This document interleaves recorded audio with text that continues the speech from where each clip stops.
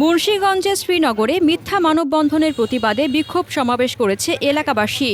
মুন্সিগঞ্জ জেলার ভ্রাম্যমাণ প্রতিনিধি এম এ কাইয়ুমের প্রতিবেদনে থাকছে বিস্তারিত। শনিবার দুপুর ১টার দিকে শ্রীনগর প্রেসক্লাবের সামনে উপজেলার কয়কীর্তন গ্রামবাসী এ কর্মসূচি পালন করেন।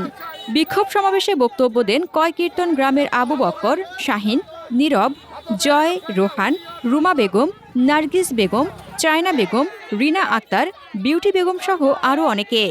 এতে ১.৫ শতাধিক নারী পুরুষ অংশগ্রহণ করেন।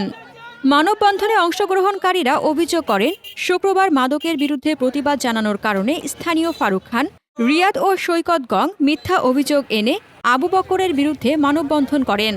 এর প্রতিবাদেই এলাকাবাসী বিক্ষোভ সমাবেশের আয়োজন করে।